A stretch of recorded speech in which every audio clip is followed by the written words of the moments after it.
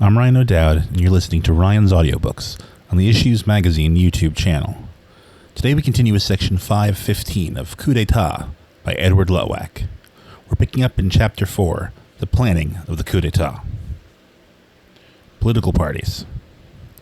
Unlike the other groups which constitute a potential source of opposition to the coup, political parties are our direct competitors, in the sense that their primary purpose, like our own, is the accumulation of political power.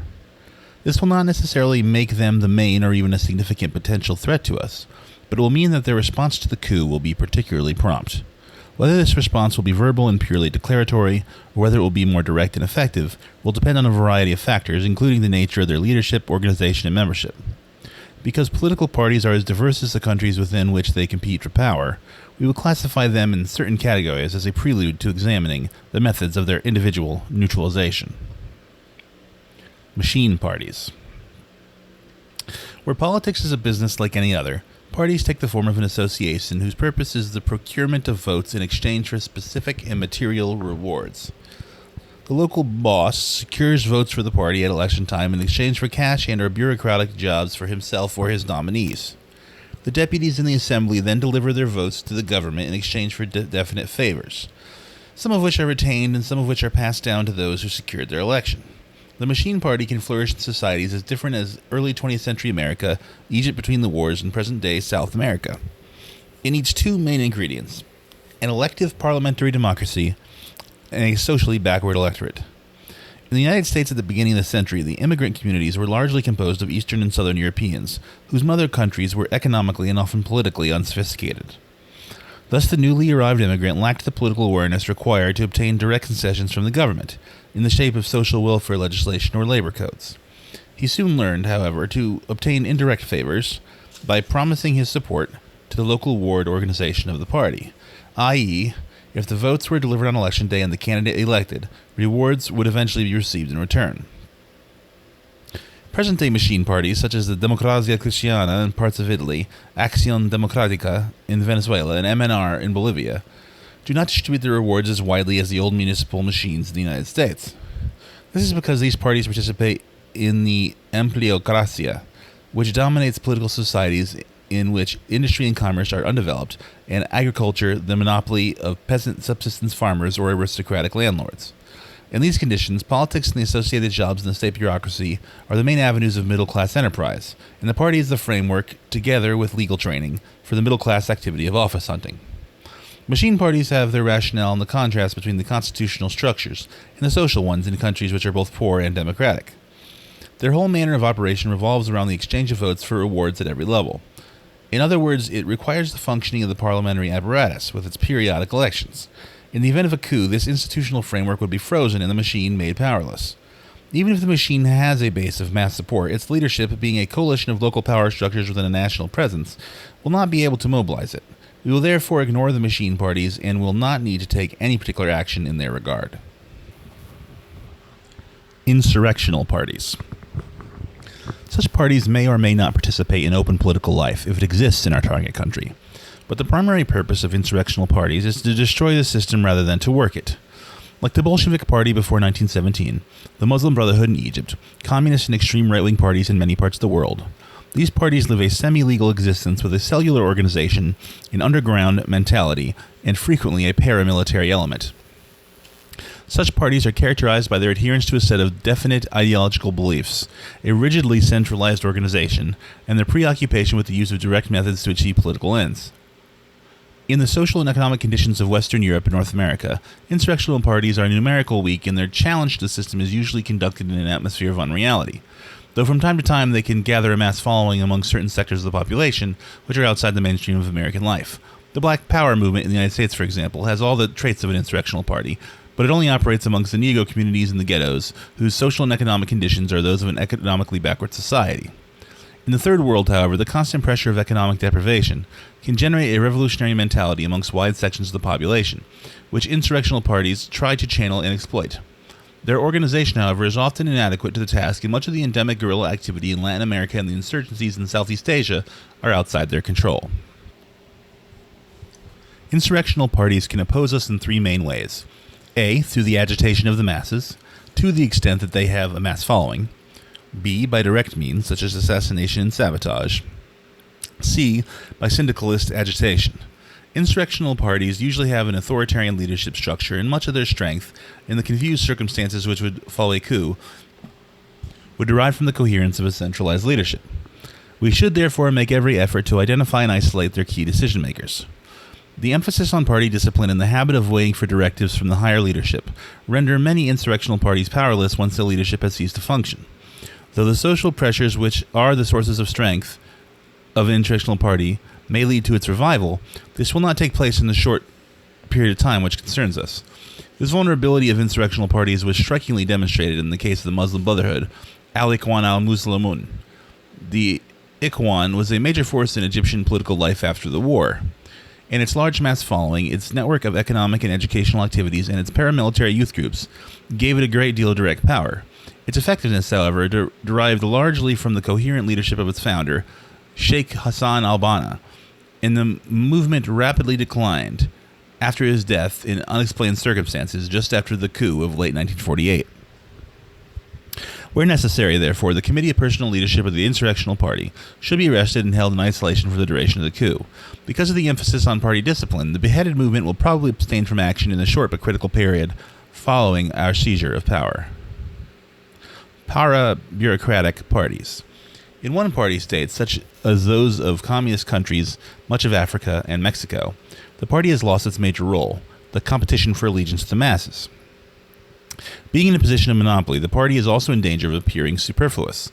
But like any bureaucratic organization, the party can survive the loss of its primary function, either as a system of spoliation or as an insularity or a supervisor of the administrative bureaucracy of the state.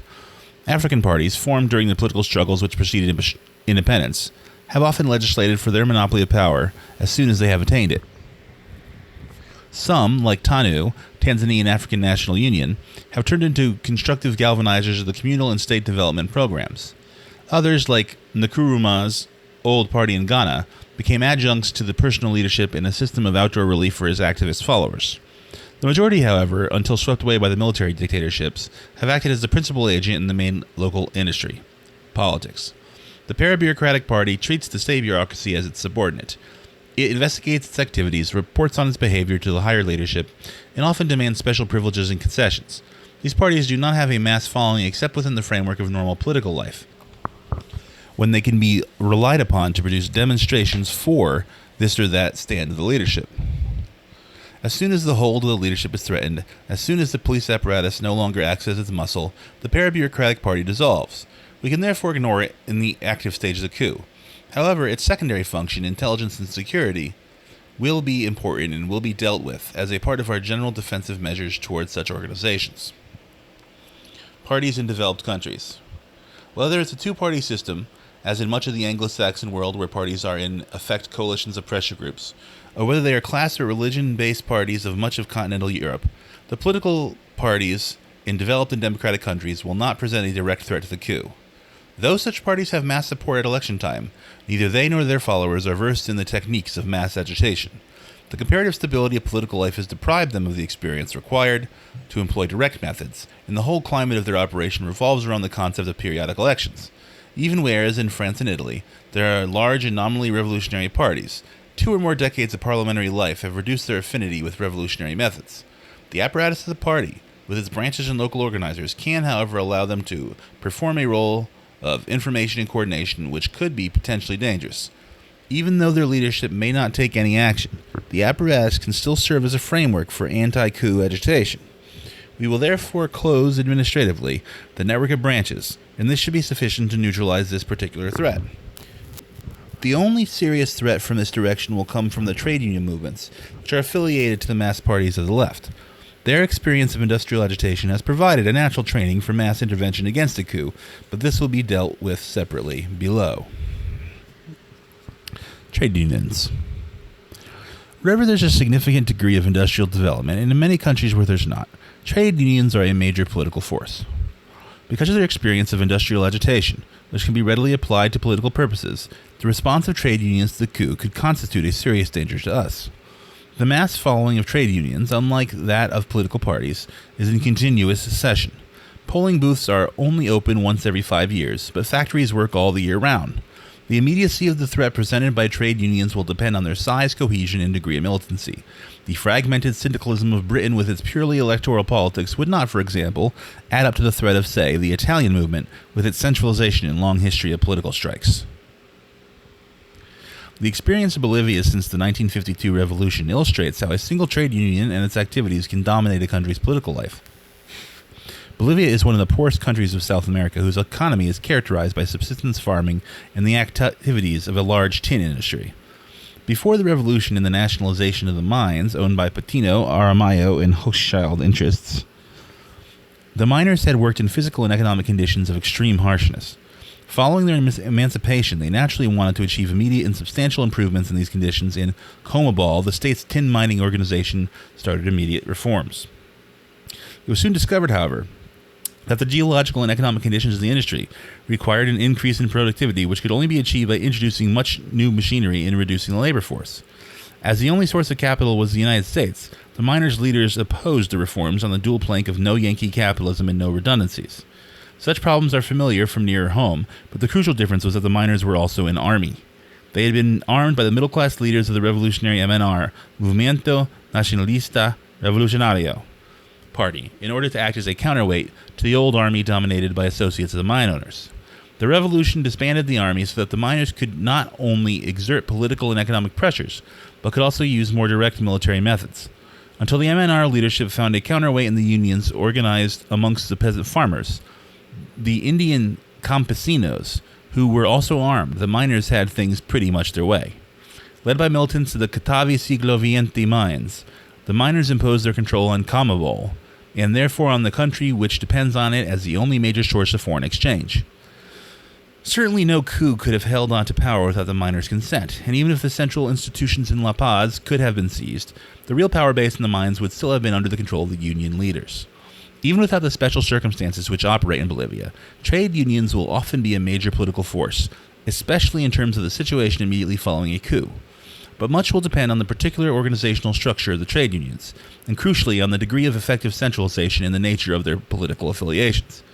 In Britain, the main focus of decision-making within the trades union movement as a whole is the executive of individual unions, but in some of them it has shifted to the shop floor. Apart from this fragmentation, which would at least impair the speed of reaction to a coup, the largely mainstream politics of British labor would not be a suitable framework for direct measures. In France and Italy, the trade union movement is not divided on craft lines, as in Britain, or on industrial lines, as in the USA and much of Northern Europe, but on political lines. Individual industrial unions are affiliated to central organizations which are associated with particular parties. In both countries, the largest organization is controlled by the local Communist Party, with smaller Social Democrat and Catholic ones. The communist organizations, CGL in Italy and CGT in France, both have a long experience of political activism expressed in political and general strikes, phenomena of almost purely historical significance in Anglo-Saxon countries. Unless our coup is directly linked to the Communist Party, the central organizations of French and Italian trade unionism would react to it and do so in predictable ways.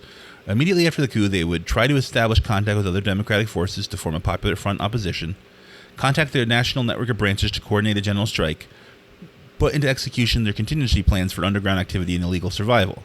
The only tactic which would present a threat to us is the general strike, which would be organized with the deliberate intention of confronting the forces of the coup. Our general measures would affect the overall performance of this emergency program, but specific action would be needed as well in order to avoid the confrontation which the unions would probably seek. Both the CGT and CGL have memories of the wartime resistance movements. Both are aware of the destabilizing nature of open repression, and they would therefore try to provoke us into using violence. Though some form of confrontation may be inevitable, it's essential to avoid bloodshed, because this may well have crucial negative repercussions amongst the personnel of the armed forces and the police. The avoidance of bloodshed in tense crowd situations is a matter of technique, and competent handling of our incorporated armed and uniformed forces will be essential. The incidents of Reggio Emilia in Italy in the summer of 1964, in which 7 people died following a political strike, illustrated how an incompetent police force can impair the authority of the government it is trying to protect. If the trade unions of our target country approximate to Franco-Italian levels of political effectiveness, it will be necessary, assuming that our coup is not politically linked with them, to identify and arrest their leaders and close their headquarters in order to impede the operation of their secondary leadership. Elsewhere, it will be a matter of orienting our general measures to deal with the particular threats which trade union movement could prevent. Thus concludes Chapter 4, The Planning of the Coup D'Etat, Section 515 of Coup D'Etat, a Practical Handbook by Edward Luttwak. Tomorrow we'll continue with 516, Chapter 5, the Execution of the Coup D'Etat. I will see you then. Alam.